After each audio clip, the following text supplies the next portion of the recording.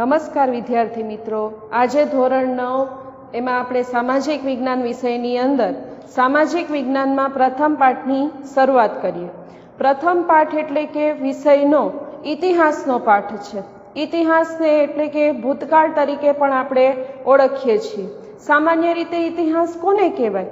તો કે ભૂતકાળની અંદર બનેલી જે ઘટનાઓ છે એને આપણે વર્તમાન સમયની અંદર વાગોળીએ છીએ।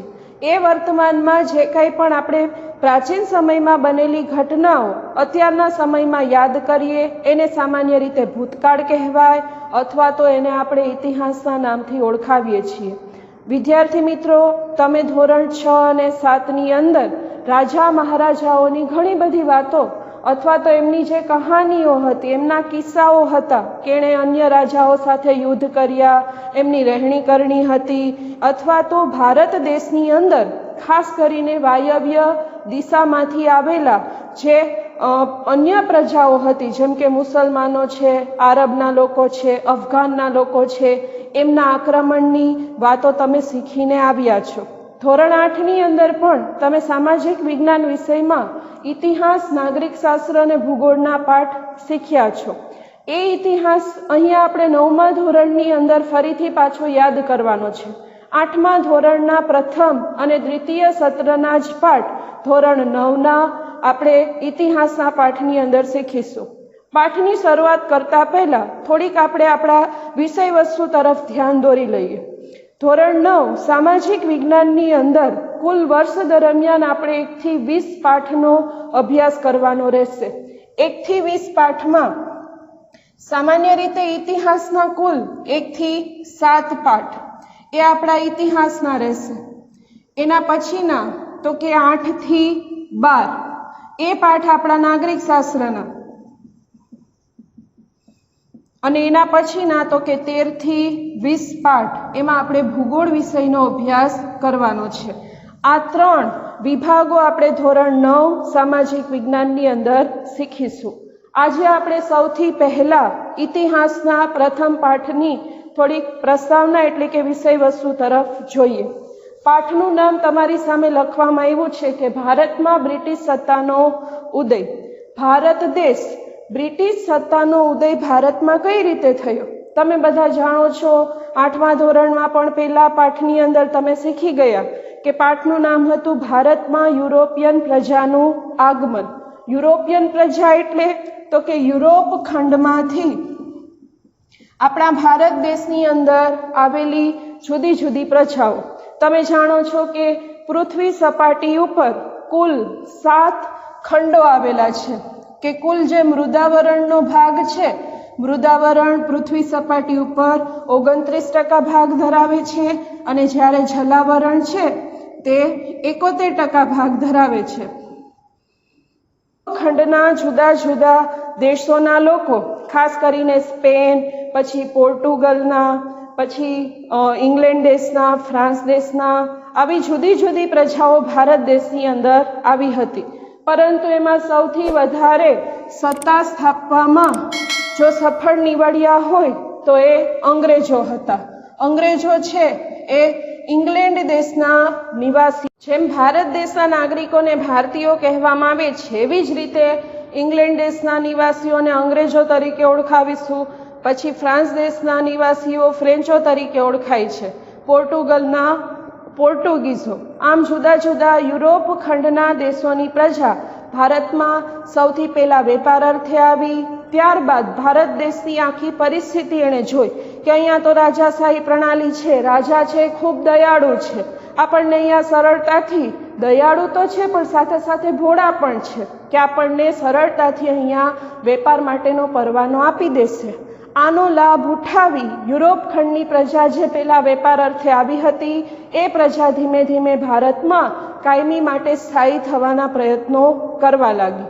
એમાં આપણે પહેલા પાઠની અંદર સૌથી વધારે અંગ્રેજ પ્રજાએ ઓછા સમયમાં કઈ રીતે ભારત દેશ ઉપર પોતાનું આધિપત્ય જમાવ્યું એની ચર્ચા કરવાની છે। પહેલા આપણે પ્રસ્તાવના જોઈ લઈએ તો કે ભારત દેશની અંદર એટલે કે પ્રાચીન સમયથી જ ભારત એના આર્થિક, સાંસ્કૃતિક અને આધ્યાત્મિક વારસામાં અજોડ સ્થાન ધરાવતો હતો। અહીંયા તમારી સામે 3 શબ્દો આપેલા છે। આર્થિક બાબત તો કે ભારત દેશ પહેલેથી જ એક સમૃદ્ધ દેશ તરીકે એની ગણના થઈ છે. સમૃદ્ધ શું કામે? તો કે ભારત પહેલેથી જ ખેતી પ્રધાન દેશ છે. સાથે સાથે તો કે રાજાશાહી પ્રણાલી ધરાવતો, એટલે રાજા છે એ પણ બધા ખૂબ જ સમૃદ્ધ હતા, સદ્ધર હતા, એમની પાસે પણ ઘણું બધું એટલે કે નાણાં ભંડોળ હતું. આવા કારણસર ભારતની આર્થિક પરિસ્થિતિ છે ખૂબ સારી હતી. વિદેશની અંદર પણ આયાત નિકાસ છે પુષ્કળ પ્રમાણમાં થતી. એ કારણસર ભારત છે પહેલેથી જ આર્થિક રીતે ખૂબ જ સમૃદ્ધ હતો. અહીંયા મેં બે શબ્દ લખ્યા છે, આયાત અને નિકાસ. આ બંને શબ્દના અર્થ ખાસ વિદ્યાર્થીઓ યાદ રાખજો. આયાત કરવું એટલે કે અન્ય દેશોમાંથી કોઈ પણ ચીજ વસ્તુને મંગાવવી, અને નિકાસ કરવી એટલે શું? તો કે આપણા દેશમાં થતી કોઈ પણ ચીજ વસ્તુ છે ને અન્ય દેશની અંદર મોકલાવવી. આ બાબત ખાસ ધ્યાનમાં રાખશું, જેથી કરીને જ્યારે વારંવાર આયાત અને નિકાસ શબ્દ આવે ત્યારે તમે એનો અર્થ વ્યવસ્થિત સમજી શકો. એટલે ભારત દેશ પહેલેથી જ આર્થિક રીતે ખૂબ જ સમૃદ્ધ હતો. પછી બીજી બાબત આપી છે કે સાંસ્કૃતિક રીતે. તો કે સાંસ્કૃતિક રીતે કઈ રીતે કહી શકશું? તો કે સાંસ્કૃતિક શબ્દનો સામાન્ય રીતે અર્થ એવો થાય કે માનવીએ પોતાની બુદ્ધિ શક્તિ, આવડત અને કલા કૌશલ્યથી જે કાંઈ પણ વિકસાવ્યું છે એ બધો વારસો પણ ભારતને પુષ્કળ પ્રમાણમાં પ્રાપ્ત થયો, કે અન્ય જુદી જુદી પ્રજાઓ આવીને વસી, એના કારણે ભારતને આ લાભ પણ પુષ્કળ પ્રમાણમાં મળ્યો છે. એટલે એના ઉપરથી કહી શકાય કે સાંસ્કૃતિક વારસામાં પણ ભારતનું સ્થાન અજોડ, કે એની જે ગણના છે અથવા તો એની તુલના છે એ કોઈ પણ દેશની સાથે ન કરી શકીએ એવું સ્થાન ભારત દેશ ધરાવે છે. પછી ત્રીજી બાબત લઈએ તો આધ્યાત્મિક. ખાસ કરીને આધ્યાત્મિક એટલે તો કે ભારત દેશ છે એ ભલે જુદા જુદા ધર્મ પાળતા લોકોનો બનેલો છે, છતાં પણ ભારત દેશની અંદર ધર્મને ખૂબ માન આપવામાં આવે છે અને ધર્મની સાથે જોડાયેલો છે. એટલે કહી શકીએ કે ભારત આર્થિક, સાંસ્કૃતિક અને આધ્યાત્મિક વારસામાં અજોડ. બીજી બાબત આપણે જોઈએ તો કે ભારત દેશની અંદર ખાસ કરીને ભારતનો જે વારસો વિશ્વમાં અજોડ સ્થાન ધરાવતો હતો, એનાથી આકર્ષાઈને ભારત દેશની અંદર પ્રાચીન સમયમાં જ ઘણી બધી પ્રજાઓ આવીને વસી હતી. જેમ કે એના એકાદા બે ઉદાહરણ લઈએ તો પેલા નેગ્રીટો, જેને આપણે નિગ્રો કે હબસી પ્રજા કહીએ છીએ, અને એ પ્રજા છે ખાસ આપણને આફ્રિકા દેશની અંદર વસવાટ કરતી જોવા મળે. એ પ્રજા છે એ આપણા તાલાળા ગીર વિસ્તારની અંદર જે જાંબુર ગામ છે ત્યાં પણ એ જ પ્રજા વસવાટ કરે છે, જેને આપણે સીધી પ્રજા તરીકે પણ ઓળખાવી શકીએ. પછી ઓસ્ટ્રેલોઇડ પ્રજા, મોંગોલોઇડ, ડિનારિક વગેરે જેવી પ્રજાઓ પ્રાચીન સમયમાં ભારત દેશની અંદર વસવાટ માટે આવી હતી.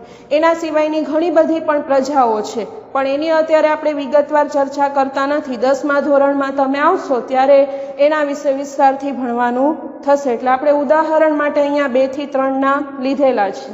એટલે ભારતમાં આ બધો જે સમૃદ્ધ વારસો હતો એનાથી આકર્ષાઈને ભારતમાં આવવા માટે માગતા હતા કે ભાઈ ચાલો ભારત દેશની પ્રજા છે એ આટલા સંપન્ન છે, સમૃદ્ધ છે, તો આપણે પણ ત્યાં જઈએ, વેપાર કરીએ અને આપણે પણ એની જેમ સમૃદ્ધ બનીએ. એટલે ભારતમાં અનેક પ્રજાઓ વસવાટ માટે આવી હતી. ભારત અને યુરોપ ખંડ વચ્ચે જે વ્યાપાર થતો એ જમીન માર્ગ અને જળ માર્ગ બંને દ્વારા થતો હતો.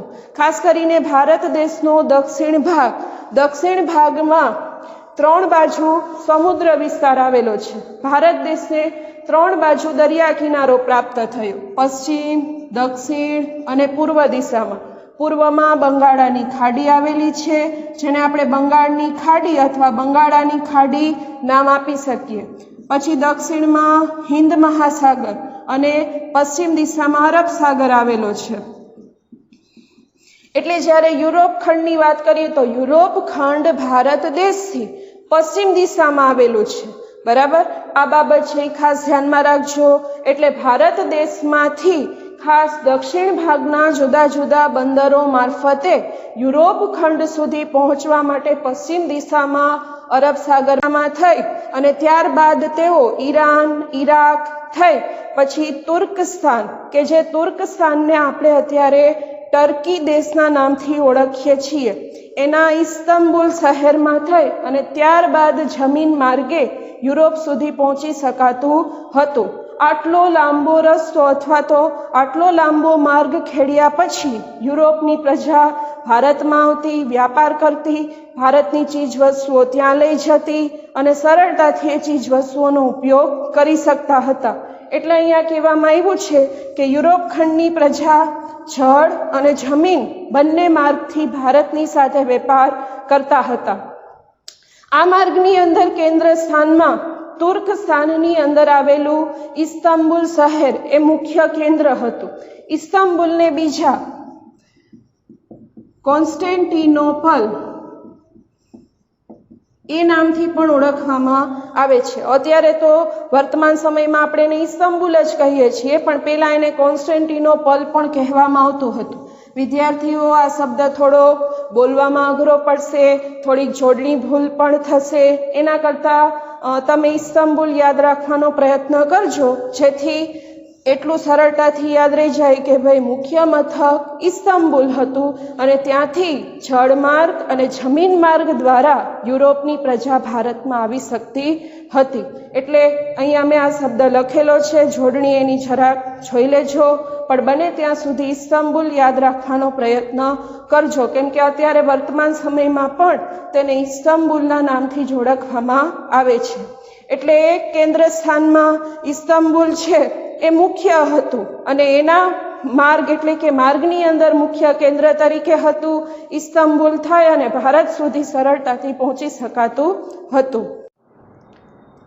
ભારત આવવાના જળમાર્ગની શોધ. શું કામે જળમાર્ગ શોધવાની ફરજ પડી હતી? તો આપણે હમણાં જ શીખી ગયા કે ભારત દેશ દ્વારા જે વેપાર થતો હતો, એટલે કે યુરોપ ખંડની સાથે, યુરોપના જુદા જુદા દેશોની સાથે એનું જે મુખ્ય કેન્દ્ર હતું ઇસ્તંબુલ, કે જેને કોન્સ્ટેન્ટિનોપલના નામથી ઓળખવામાં આવતું હતું, એ ઈસવીસન 1453માં તુર્ક મુસલમાનોએ એને જીતી લીધું હતું. પરિણામે તુર્ક મુસલમાનો દ્વારા કોન્સ્ટેન્ટિનોપલ જે મુખ્ય મથક હતું એને સદંતર બંધ કરી દેવામાં આવ્યું અને એના પરિણામે યુરોપ ખંડની પ્રજાઓને ખાસ જે ભારત દેશની ચીજવસ્તુઓ હતી, જેમ કે ગળી, મરી મસાલા, તેજાના, પછી સુતરાઉ કાપડ, સણ, ખાંડ વગેરે ચીજવસ્તુઓ વગર હવે એને જરાય ચાલે તેમ હતું નહીં. એને ટેવ પડી ગઈ હતી, આદત પડી ગઈ હતી કે ભારત દેશની આ બધી જે ચીજવસ્તુઓ છે એ હવે કોઈ પણ કારણસર મેળવવી જ પડશે.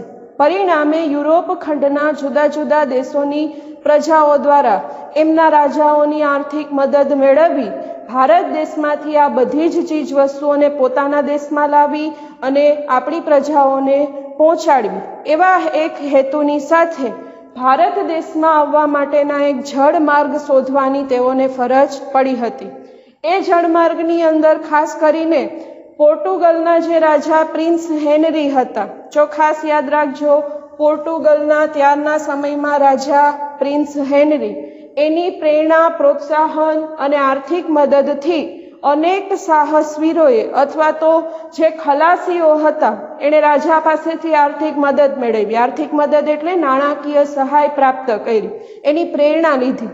કેમ કે એ ખલાસીઓ છે એટલા આર્થિક રીતે સદ્ધર ન હતા, એટલે રાજા એને જળમાર્ગ શોધવા માટેની જરૂરી રકમ પૂરી પાડતા હતા, એને પ્રેરણા આપતા, પ્રોત્સાહન આપતા કે ભાઈ તમે જાઓ, જેટલી તમારી જરૂરિયાતો હશે એ બધી હું પૂર્ણ કરીશ. એટલે પ્રિન્સ હેનરીની મદદ મેળવી અનેક સાહસિકોએ અથવા તો ખલાસીઓએ જળમાર્ગ શોધવા માટેનો આરંભ કર્યો હતો.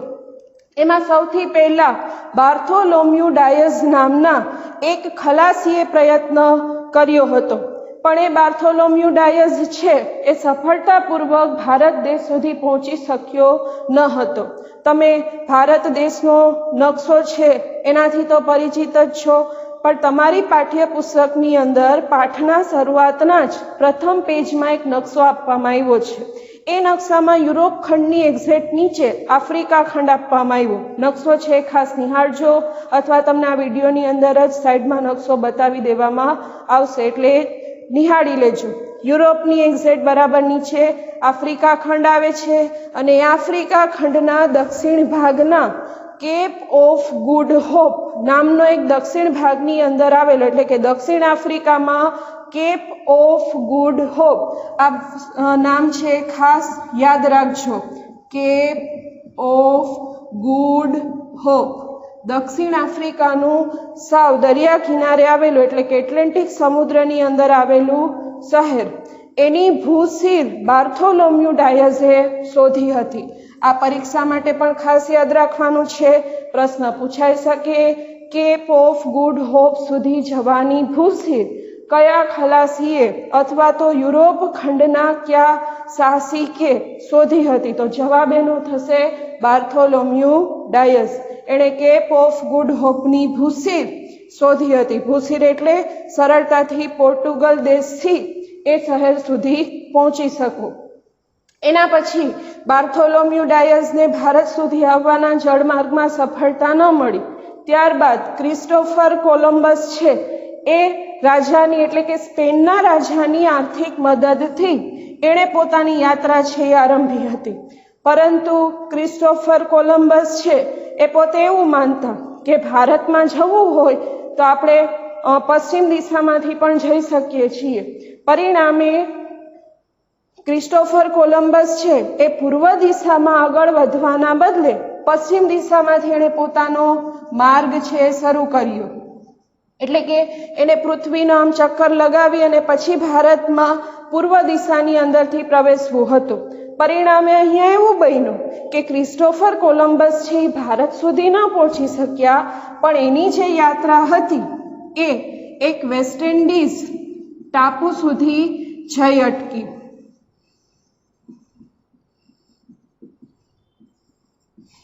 એને એમાં સફળતા પ્રાપ્ત ન થઈ. ક્રિસ્ટોફર કોલમ્બસ છે એણે સ્પેનના રાજાની આર્થિક મદદ મેળવી.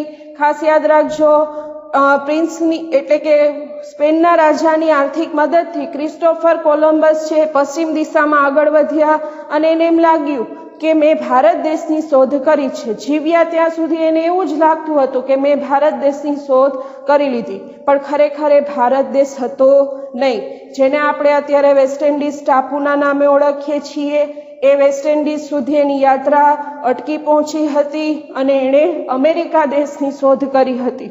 અમેરિકાનું પાછળથી નામ આપનાર એટલે કે એની જે બધી ઓળખ હતી એ અમેરિગો વેસ્પુચીએ આપી હતી.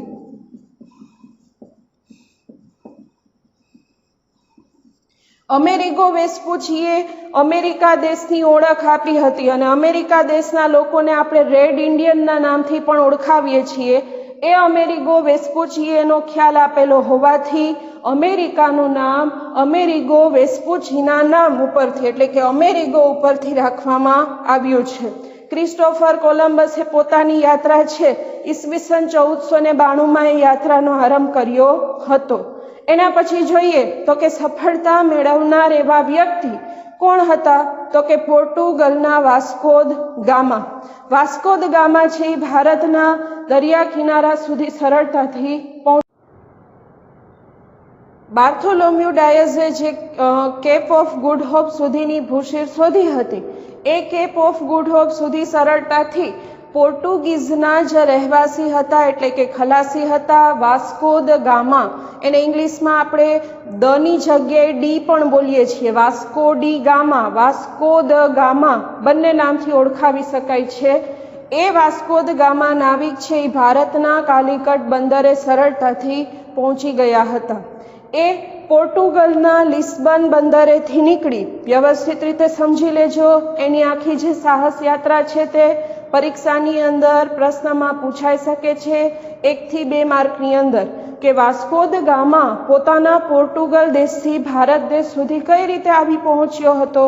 તો એનો જવાબ તો કે વાસ્કો દ ગામા છે પોર્ટુગલના લિસ્બન બંદરેથી નીકળીને કેપ ઓફ ગુડ હોપ કે જે આફ્રિકા ખંડના દક્ષિણ ભાગની અંદર આવેલું શહેર છે ત્યાંથી થઈ અને પછી એક મોહમ્મદ ઇબ્ન મજીદ નામના ભારતીય ખલાસીની મદદથી આ વાસ્કો દ ગામા છે ભારતના કાલિકટ બંદર સુધી આવી પહોંચે છે। એ સમયગાળો હતો 22મી મે 1498। ખાસ યાદ રાખજો, વાસ્કો દ ગામાની આખી સાહસ યાત્રા તો કે વાસ્કો દ ગામા છે, ફરીથી એક વખત રિપીટ કરાવી દઉં છું, પોર્ટુગલ દેશનો નિવાસી હતો, બરાબર, એટલે કે એને પોર્ટુગીઝ કહેવામાં આવે છે।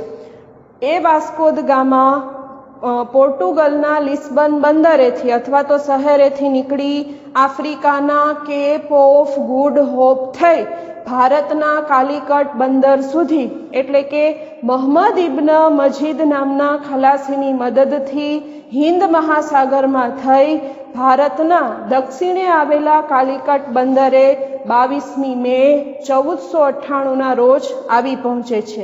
અને એના ઉપરથી કહી શકાય કે ભારત દેશની અંદર સૌથી વહેલા પગ મૂકનાર એવા પોર્ટુગીઝો, જે ભારત દેશમાં સૌથી પહેલા આવનાર યુરોપ ખંડની પ્રજા હતી। જ્યારે આ પ્રજા ભારતના કાલિકટ બંદરે આવી પહોંચે છે, એ કાલિકટ બંદરના રાજા ઝામોરીન હતા। ઝામોરીનને સામુદ્રિક બીજા નામથી પણ ઓળખવામાં આવે છે, ઝામોરીનના નામથી પણ ઓળખવામાં આવે છે। એ રાજાએ પોર્ટુગીઝોને સૌથી વહેલા વેપાર કરવાનો પરવાનો તેમને જ આપ્યો હતો। પરવાનો મેળવવો એટલે મંજૂરી મેળવવી, પરવાનગી મેળવવી, કેમ કે અન્ય દેશની પ્રજા હતી, પરિણામે જે રાજા ત્યાં વસવાટ કરતા હોય એની મંજૂરી મેળવવી ખૂબ અગત્યની બને છે।